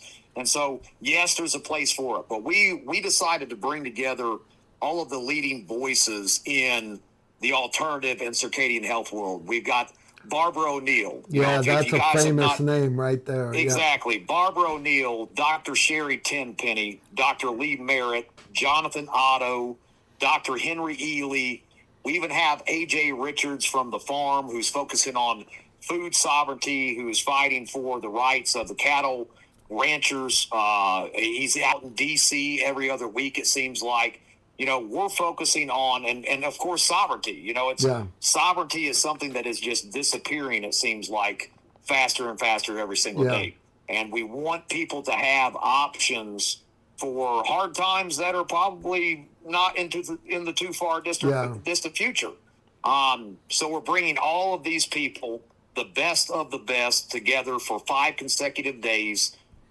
Tickets are very low priced. It basically ends up $50 a day. We're going to be live streaming this event as well. If you can't make it in person, you can live stream this for a very reasonable price. You will also get a recording a couple weeks after that you can watch at your leisure. But to have all of these people in the space, I mean, these are the biggest names in the alternative health world, and they are literally flying in from everywhere around the country. I mean, Barbara is from Australia. She's not even from North America. She's from out there. Clear across the country. So, you know, health is a big part. Without your health, all of this gear is just stuff. Exactly. So we've gotta get people healthy, and then focus on all those hands-on practical skills. Yep, for sure. So I'm excited about it. Like I just said, guys, I'm staying. So it's not like I'm going to do 23, 24, 25 mountain readiness, and then I'm gonna be like, hey guys, y'all have fun, Sovereign Health. No, I'm gonna be there sitting in the chairs with you at Sovereign Health Summit. I'm gonna be one of the guys leaning back listening to Barbara O'Neill and these other great subject matter experts, because I'm very passionate about, you guys know the deal, I'm very big on your best weapon, your best tool is your brain, your knowledge. And it doesn't matter if you've got $10,000 worth of medical gear up in your attic. If you're at the mall when that old Korean War vet has a heart attack and lands his Cessna airplane in the middle of the food court, your EDC pistol isn't saving the day. All your medical gear at home is not saving the day. You know, but why would I take my belt off to use as a tourniquet when right next to me I've got a rack of $100 silk scarves from Dillard's? You know, so I'm big on teaching people how to do improvised medical, and in order to do that, in order to know what makes a tourniquet, this is a TCCC approved soft T-wide tourniquet. What makes this approved is the strap's got to be so wide that doesn't have any stretch, and you've got to have a windlass. Okay, well, what about when you don't have this? So our medical classes, we teach you how to improvise chest seals, tourniquets, things like that. But like Bob said, that is such trauma is good to know. You have to know that, master that, yes, but understand the darker the clouds get, you may not have follow-on echelons of care. So simple things like I've got pain, I've got a runny nose, I've got dysentery, I have this, I have that, where right now we just go down to urgent care or you go see your healthcare provider and have them write you a script. What about if that's not there? And saying, well, I'll get the books that Carl's got on his book list. Yeah, a lot of those books are old and they're not all inclusive. So the more I watch this stuff, and I've watched a bunch of, when you mentioned you were going to have Barbara O'Neill, I was like, holy shit, that's actually a name that I know. And the reason why I know it, guys, is, I don't watch CNN, I don't watch Fox News, I don't watch MSNBC. I mean, I might spend 3 or 4 seconds on either one here and there. Newsmax, all these other ones. But I get most of my news off the internet, and I love to hear both sides of an argument. When I say argument, they're not arguing, it's propaganda. The left is telling you this, the right is telling you this. Well, which is it? Well, the truth is this little area in the middle. And a lot of times you've got to listen objectively to both sides and then go take the fine details, run it to ground. And I started getting into certain medical subjects as far as dealing with different disease processes and everything, and health in general, nutrition in general. And there was one lady whose videos kept always popping up. And the things that would come out of her mouth, I was like, oh, she just pissed Big Pharma off. And they were going to shut this woman down. They tried to. Yeah, I know. Yeah, 100%. So when, guys, I'm talking about Barbara O'Neill. So, but then Bob mentioned some of these other people, and I didn't recognize the names. So I went and did a little bit of research, and I'm like, I'm staying for the whole thing. To save you guys the time, and if you're interested, please, you can go to SilverandHealthSummit.com, I think is the website. Yeah. I got donate. If you can put the links up in the chat for Silver and Health Summit and Mountain Readiness Fallout. Guys, and Carl, here's something really awesome, and I want to throw this out here on the live stream because if you plan on attending both, you can go to Mountain Readiness and you can go to the tickets for Fallout, and right down there is a Sovereign Health Summit ticket option.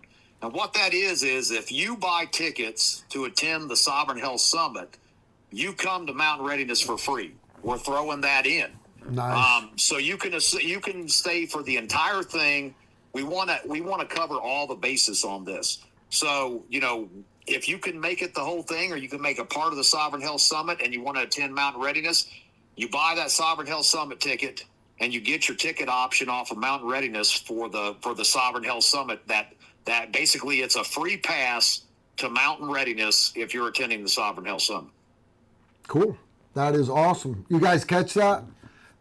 Buy the Sovereign Health Summit one, and you get Mountain Readiness for free. Do that at mountainreadiness.com. I think pretty sure that's the website. Donut's got it in the chat room. Guys, last couple of years, I did not do the fall event. I only did the May event. We're still going to do May.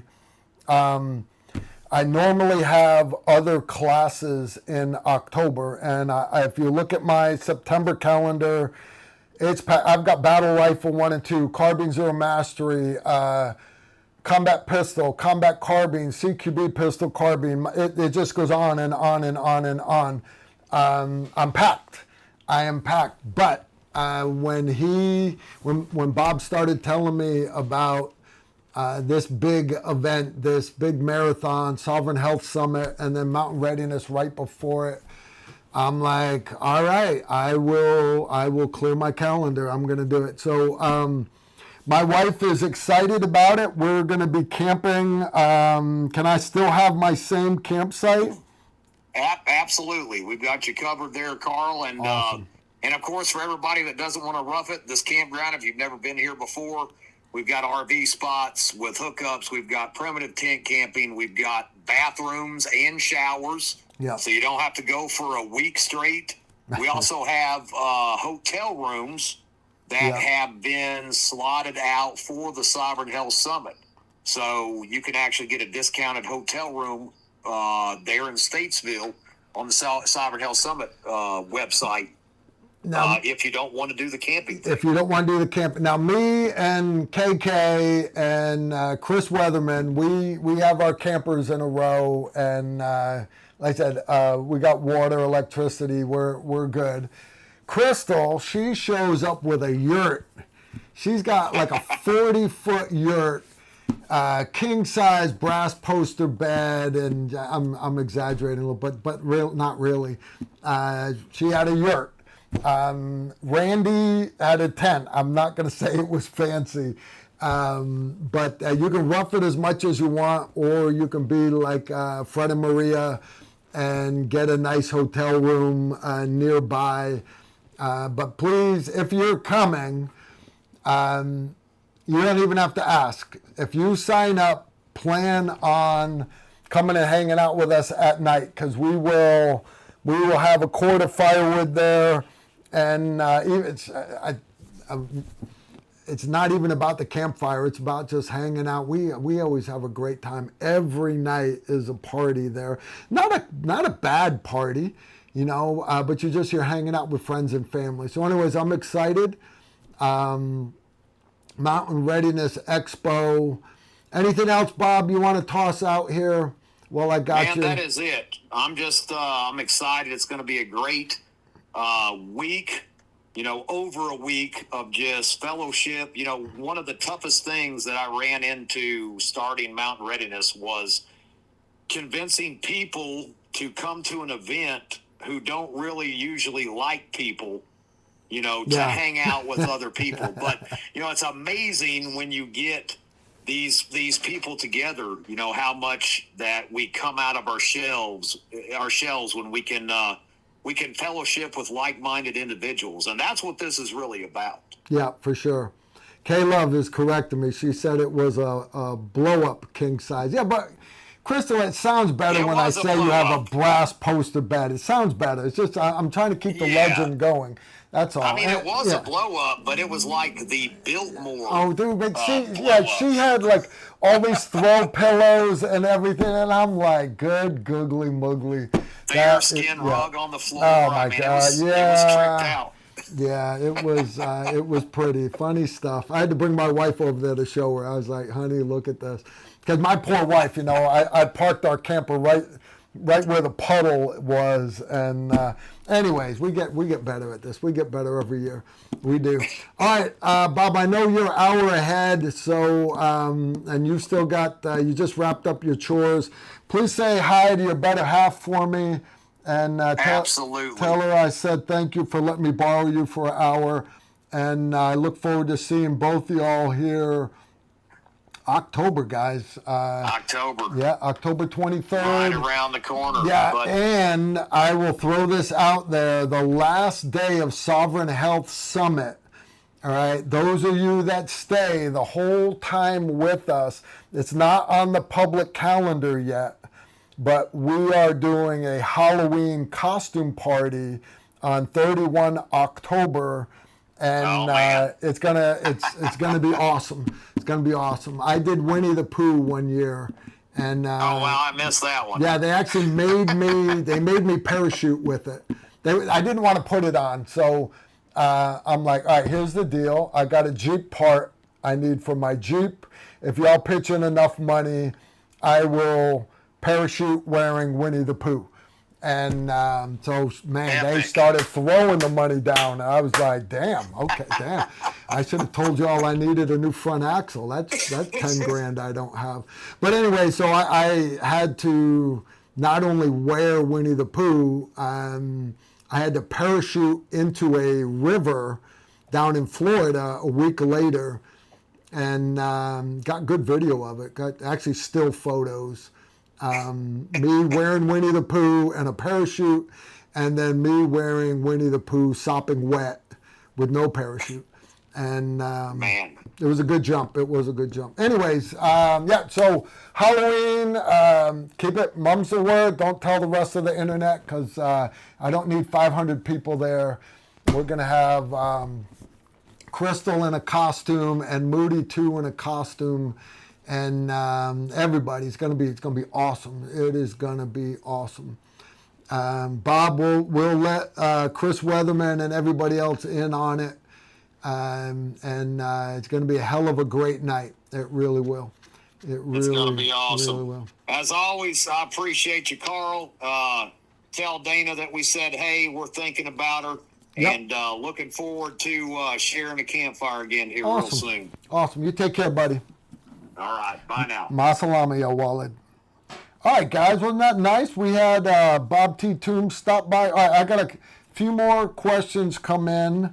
I appreciate you guys letting me have Bob come in. These live streams, they're just so boring with just me here. All right, I already got that one. This is from Irwin808. Is there any other caliber besides 5.56 you can recommend for an AR lower for self-defense in open country? Yeah, honestly, if you're not talking end of the world, and you're wanting targets out to like 400, 500, and you want to hit hard, we were talking about it earlier, 6.8 SPC. There's a lot of people that swear by that. If you ask them, and these are guys that know their guns, they're like, yeah, if I could have one gun, it would be 6.8 SPC. I know guys that deer hunt with 6.8 bolt action rifles, and it's a great round. Now, as far as a shit hits the fan, zombie apocalypse, end of the world gun, no, you're for home, cool, 6.8, gonna hit hard. But understand the advantage of 5.56 is you can be anywhere in the U.S., anywhere. And you can pull in a lot of gas stations and grocery stores. That's one thing I thought was cool. I pull into Moab, Utah, right? That's like a tree hugger place for rock climbers and hikers and mountain bikers. Now you got the off-road driving guys there, that, right? The Jeeps and everything. But there's a lot of hikers. And but I went into a grocery store there, and they have a gun counter, and they sell 5.56 and 9mm. Right there at the cash register. You can't get cigarettes at the cash register, but you can get 5.56 and 9mm. I was like, that's awesome. I love this town. And so you can always get 5.56. But don't be saying race war caliber, guys. It's you understand, it's not a race war. What it is Islam is a satanic religion, and if you're going to draw lines, that's where you need to draw the lines, guys. But it's not, even those, I've heard people say that, well, this race, no, it's not this race does that. It's those hood rats in the cities doing that. It's not the color of the skin that's making them doing it. It's it's everything else that's dealing with it. And it doesn't matter if you're a white hood rat, a brown hood rat, or a pink hood rat. It's the hood rats that need to be put in a wood chipper. So please don't be making comments like that, guys. I don't have a racist molecule in my body. I really don't. I just don't, guys. All right, next question. Zorn at 89 threw down 5 bones. I appreciate it. Guys, I love it when people do super chats. I really do. I love when they do super chat. All right, combat vets are some of the funniest people I have ever met. You ever heard someone lay down an epic funny line in a firefight or a movie quote all the time, non-stop? It is nonstop one-liners in the middle of gunfights in a combat zone. That's one that you guys haven't heard. You guys remember Snickers bars, right? You guys remember Snickers bars. This would have been 2007, so wow, 9 years ago, right? So 2007, second battle of the second battle in the Najaf, 2007, and but that time frame, one of the sales pitches for Snickers bars was they had this thing. They would say not going anywhere for a while, and then the guy would take a bite of a Snickers bar. So anyways, we're out there, and I'm up in, I just flown into Mosul, Iraq.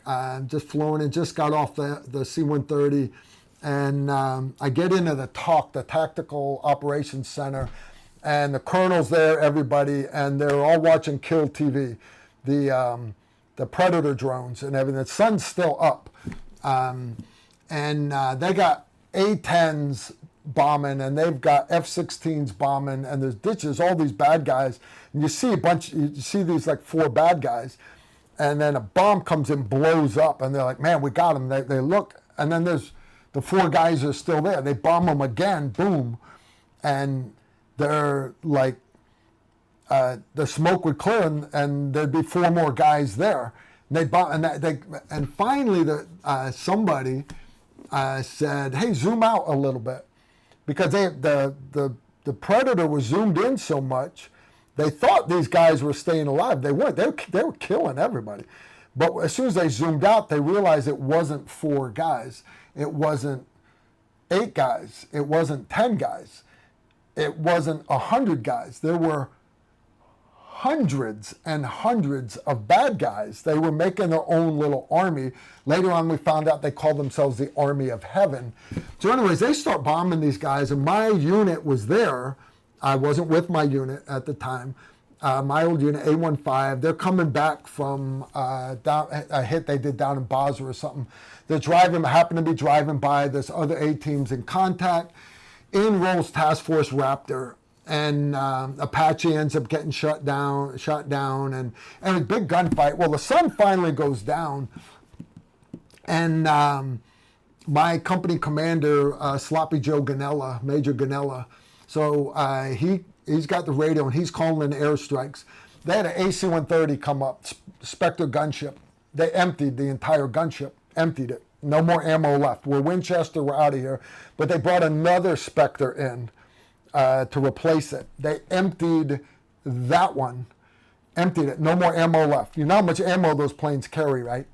That plane left. The same time the first one had rearmed, full load of ammo, came back. They emptied it.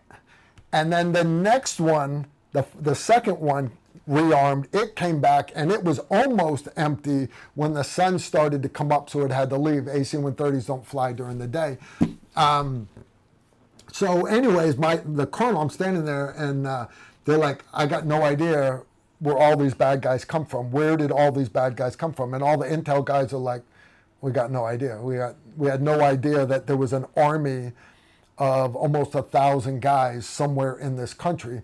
Nobody had it. So the colonel's like, grab all the intel guys, get down there, find me answers, send a couple green hats with them.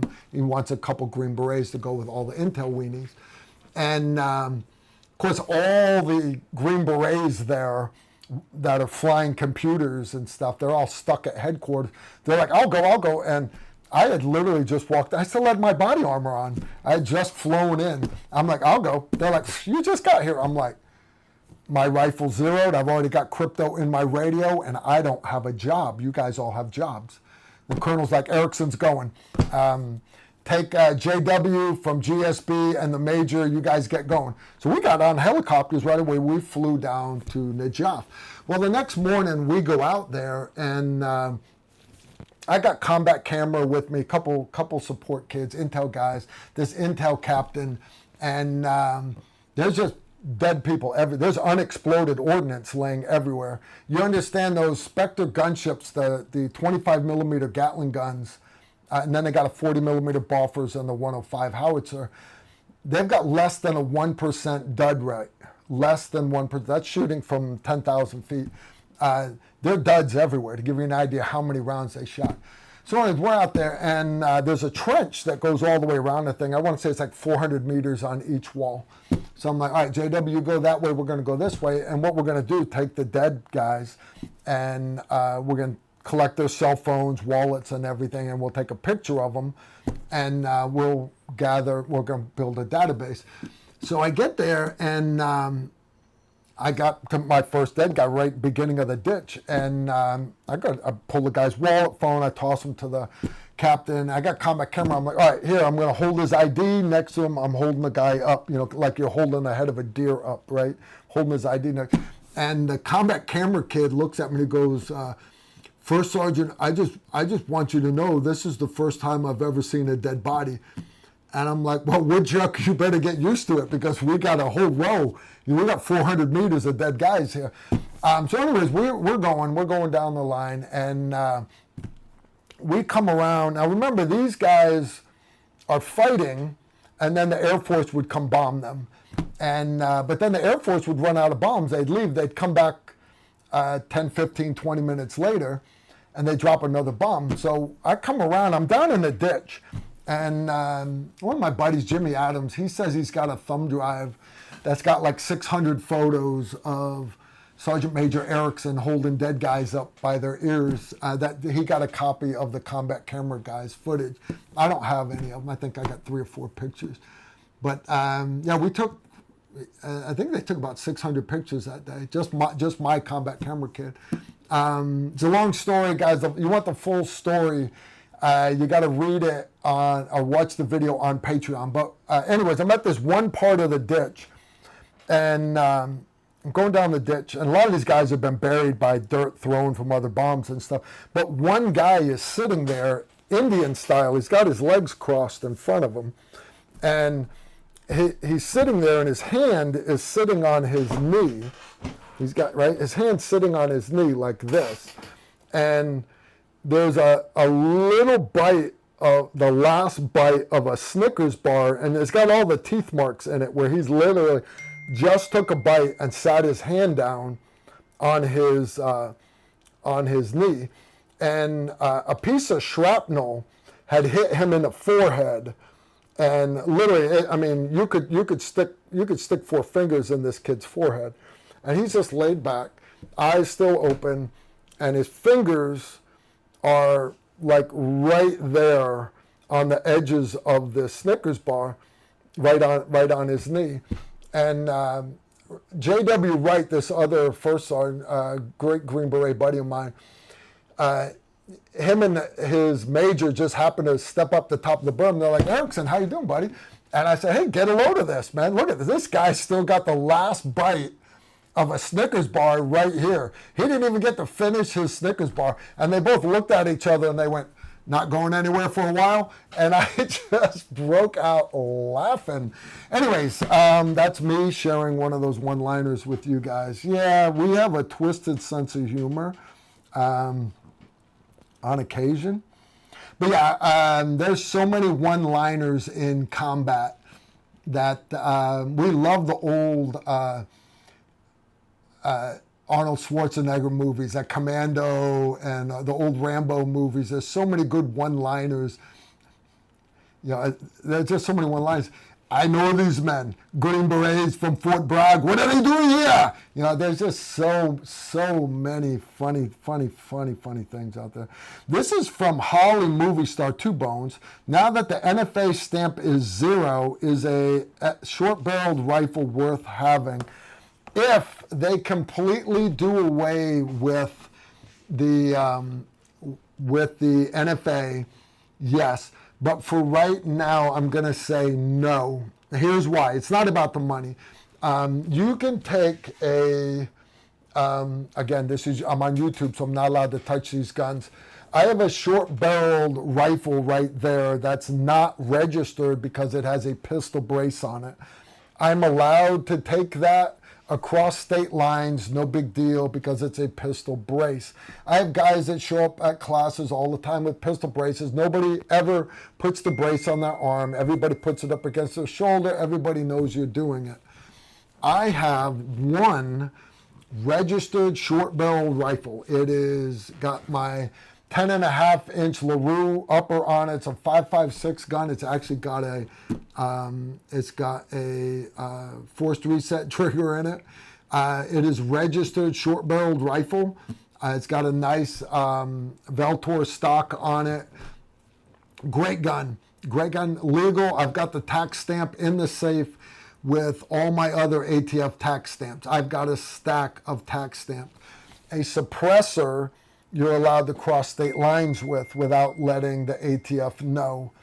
But a short-barreled rifle, even if it's registered, you're still supposed to let the ATF know that you're crossing state lines. You've got to send them a memorandum letting them know, I'm going to go take a class in Memphis, and you basically have to ask for permission, and then they're going to reach out to Memphis and say, hey, you got this guy coming to your class, Carl. I don't know, So you see, I live 10 miles from the Tennessee border, so any truck gun for me is going to be crossing state lines a couple times a day. So I'm not big on having a short-barreled rifle in my vehicle. All right, so for right now, guys, and I know there are people that say, the hell with it, do whatever you want. Okay, that's fine. But for me, I would rather you just run a brace for right now. All right, just run a brace. And then as soon as they do away with the NFA, you take that brace off and you put a regular stock on it, and then you can get it registered. All right, nice and easy. Excellent question, man. All right, Kevin Davis.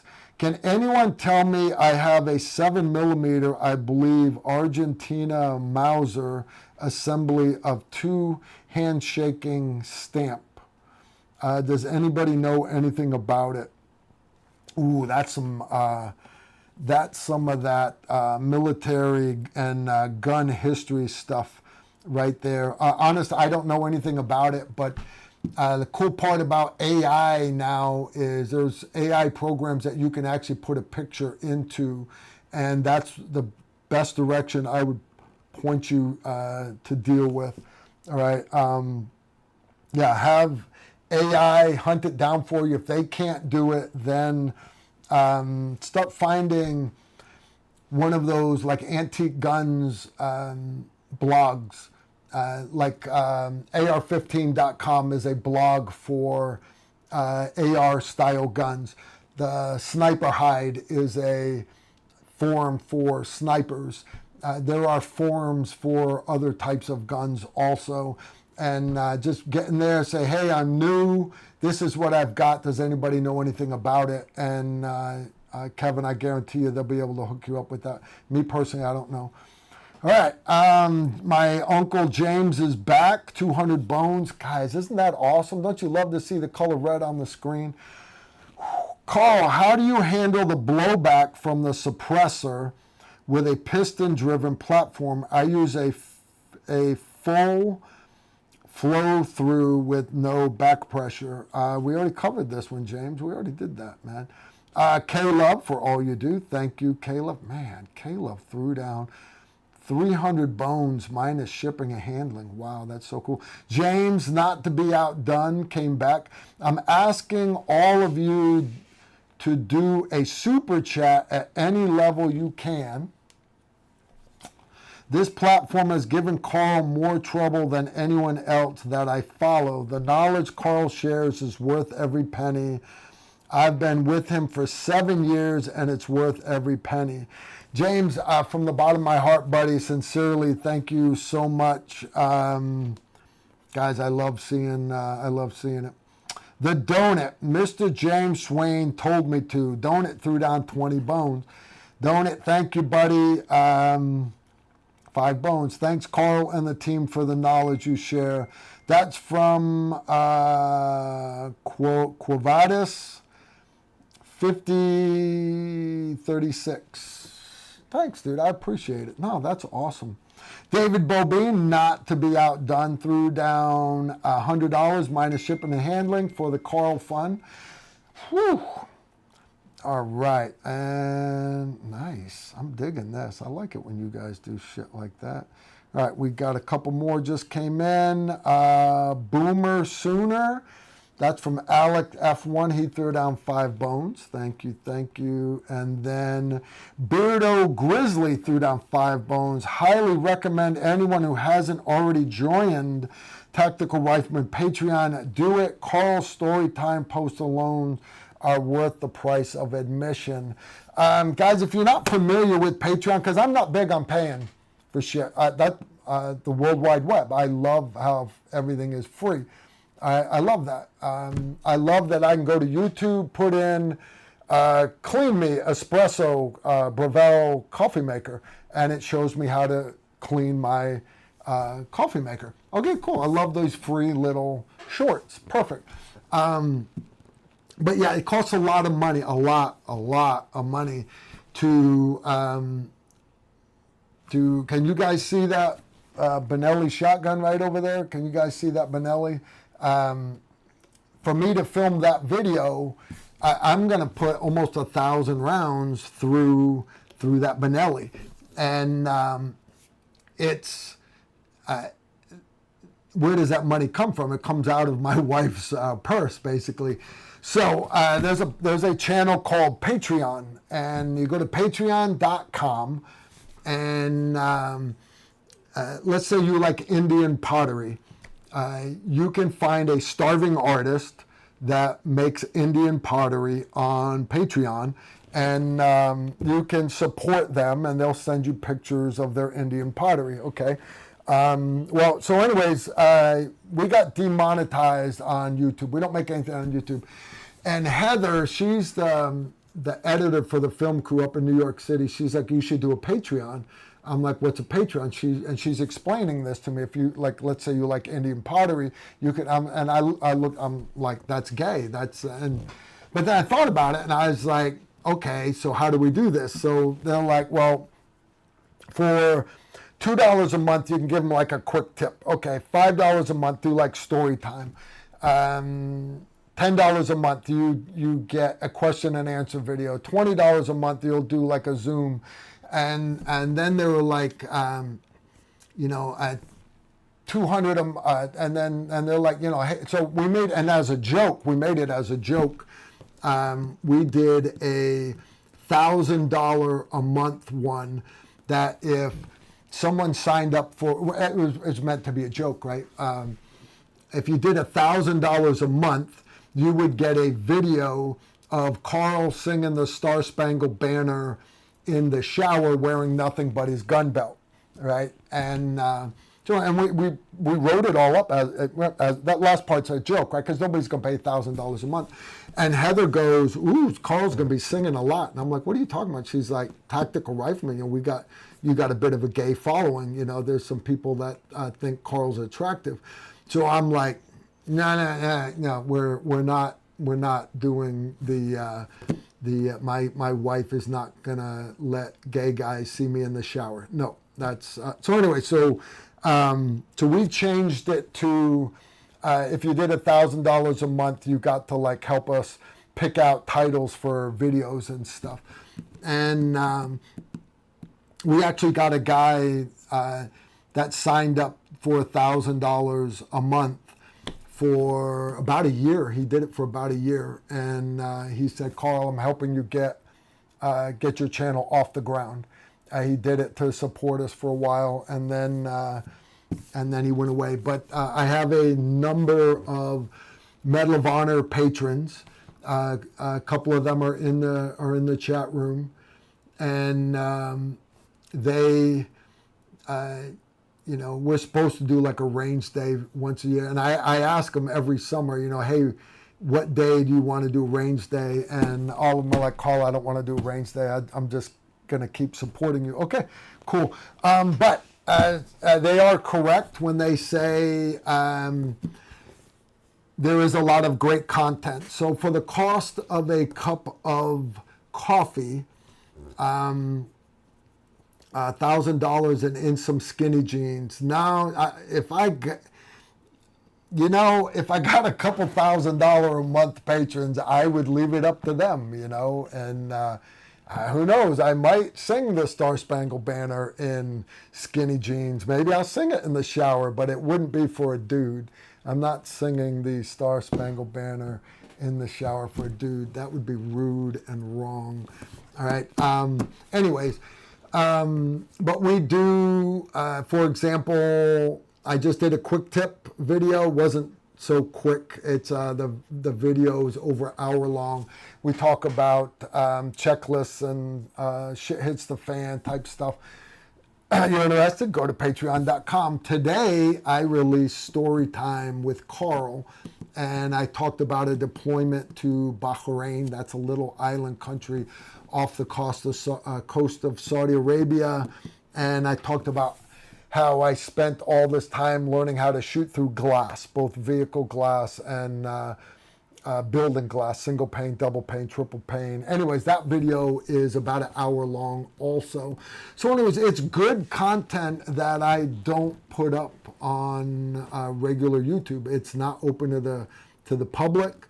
And it's just not open to the public. So so I encourage everybody to sign up for Patreon.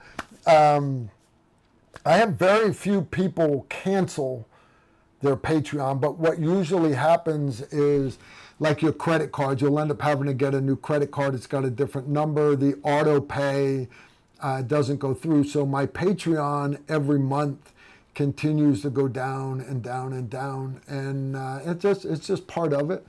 But it is Patreon is what's keeping Tactical Rifleman alive. I started Tactical Rifleman to help me fill classes, okay? But once we got demonetized and YouTube doesn't promote our videos, nobody knows we're doing classes. So classes, and after the war was over, everybody's gotten out and is teaching classes. So there's lots of great instructors out there. I got that. I still think we teach top of the line courses. I do. But I got to pay Emery, I got to pay Randy, got to rent the range, got to buy ammo, got to do this, everything. But Patreon really does help my family out a lot as far as buying stuff to do the videos. Right, my daughter just started medical school. Cool part, she's going to let her dad pay for it. Yay, yay. And yeah, bills add up. So I don't like mooching. I don't like groveling, so I'm not going to talk about that anymore. We've done beat Patreon. I appreciate you guys suggesting that other people sign up. I really do. All right, we're going to go back out here. All right, that's it for questions. Unless JT comes up with some more, I appreciate you putting the links in there today. Patreon.com/Tactical Rifleman. And I want to thank all of you guys for doing Super Chat today. And especially David, James, and Crystal. I love big, and the film crew loves it too, because we split all of Patreon down the middle. We split all the Super Chat money down the middle. We split, because they're the ones that came to me. I was driving back from Florida. I was teaching 7th Special Forces Group, driving back, and I get a call from the film crew. I met these guys while we were filming the Maximum Warrior competition, and they called me up. I'm riding, I got my wife in the car, and they're like, hey, Carl, we were just filming a video for this YouTube guy called FPS Russia. Have you guys ever seen his videos? Early on in YouTube, he had a gun channel. He was a professional Russian, talked with a Russian accent. He's from Georgia. He's a good old boy from Georgia. He learned his Russian accent because he had 2 Ukrainian mechanics at the used car lot he worked at. So anyways, he filmed jackassery with guns, blowing stuff up, tannerite and everything, pretending to be a Russian soldier. And he got so many views. The boy was making like 200 grand a month off of YouTube. I never heard of it, anybody doing anything like that. He was doing awesome. So anyways, the film crew, they're like, Carl, we just filmed a video with him and he blew this thing up. He almost killed himself and almost killed Jesse, the camera guy. This is Jesse on the phone with me. And I'm like, well, that's your fault for being there. And they're like, so anyways, we went and looked at the internet and all the gun channels, they're all entertainment. They're all jackassery like FPS Russia and Grantham. They're like, there's nobody actually doing educational videos, shooting drills, things like that. We would like to do a channel and we want to do it with you. We want to get you exposure. We want to get you discovered. I'm like, okay, let's do it, right? I was wanting to get away from working at Tier 1 group anyways. I was just starting to do training on my own. And how do you promote classes? Well, YouTube, right? So anyways, they were the ones that started the channel. And they actually called me up one day. They're like, all right, we've got a YouTube channel. What do you want to call it? I'm like, what do you mean? And again, I'm driving down the road. I'm going to my next class. They're like, well, it's your channel, what do you want to call it? I'm like, well, we're not doing competition shooting. We're doing tactical shooting. So it's got to be like combat or tactical. They're like, all right, tactical. I'm like, and I'm not a pistol guy. I'm a rifle guy. You know, I love my sniper rifles, my ARs, my SR-25. They're like, tactical rifleman. I'm like, yeah, fine, whatever. That was it. I hung up and I kept driving. So the next day, we've got a channel called Tactical Rifle. If I had known we were going to grow to 960,000 subscribers, I might have come up with a cooler name than Tactical Rifleman, you know. But anyways, this is what I got. So I appreciate you guys supporting us, and I appreciate Lowell and Jesse, the camera guys from the film crew from New York City. You know, Nicholas does most of the filming now. They're not involved with this nearly as much as they used to, but we started this together, so they get half of everything.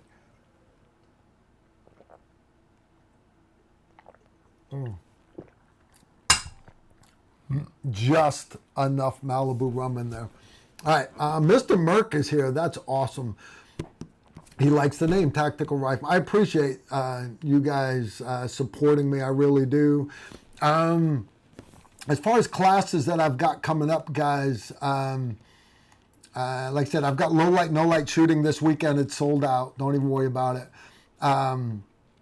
29 August, right at the end of the month, I have got Combat Pistol. That is at Montgomery County Shooting Complex in Tennessee.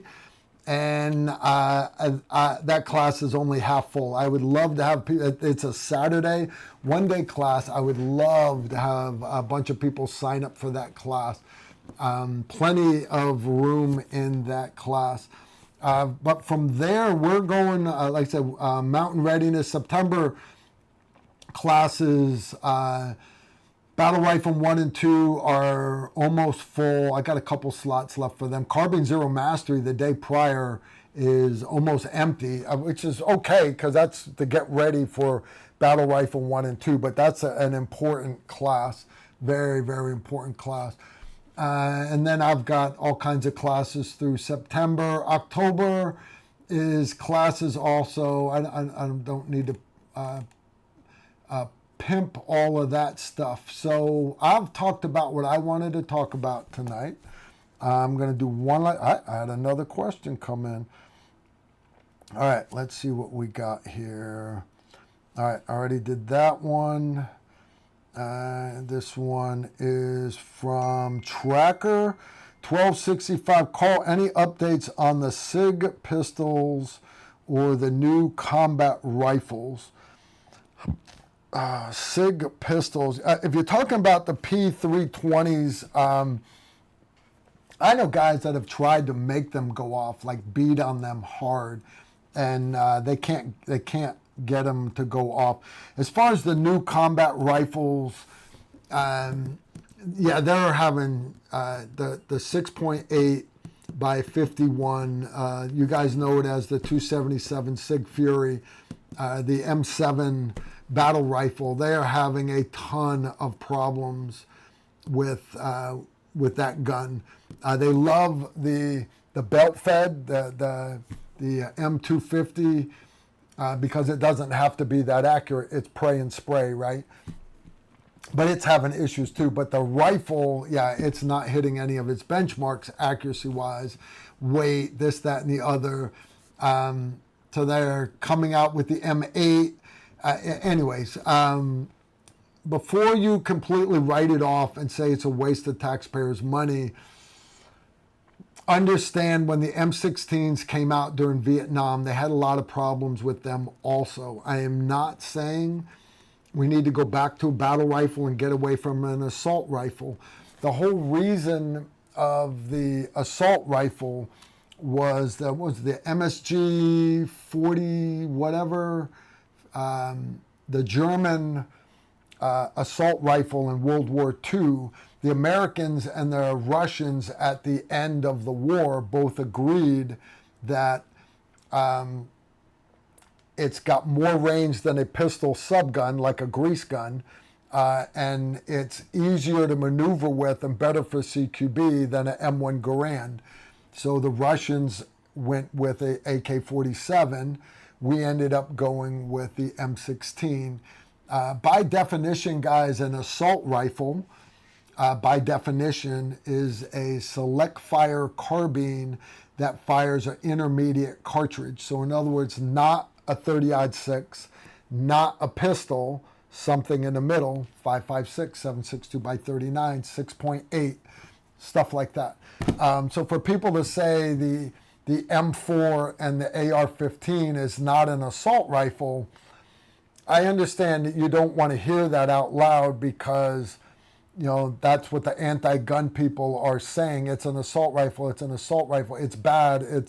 It's evil. No, it's an inanimate object. It's only bad or evil if the people holding it are bad or evil. But it is an assault rifle.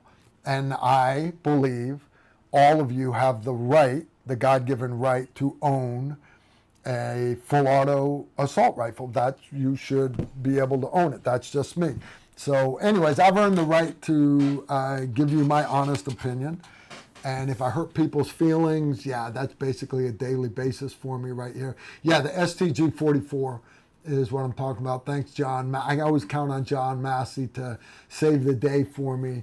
Yeah, the STG-44 was a great, great gun. You can buy copies even today that are awesome. They really are.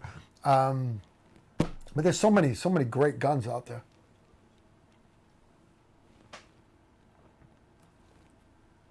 Sorry, guys, that means we are drawing this to a close. All right, I had room for just a couple more.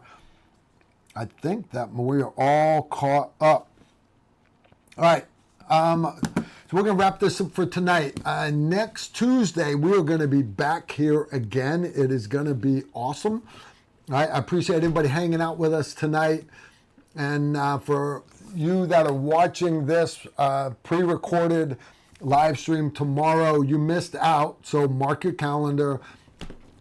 Next Tuesday night, we're going to do a Tactical Tuesday live stream right now, right here again. I don't know who my guest will be, but I will find another guest for you. All right, big thanks to all of my moderators and everything, because you guys are awesome, right? And yeah, we're going to wrap this up. I will see you guys next week. You all take care and shoot straight. Incoming right there.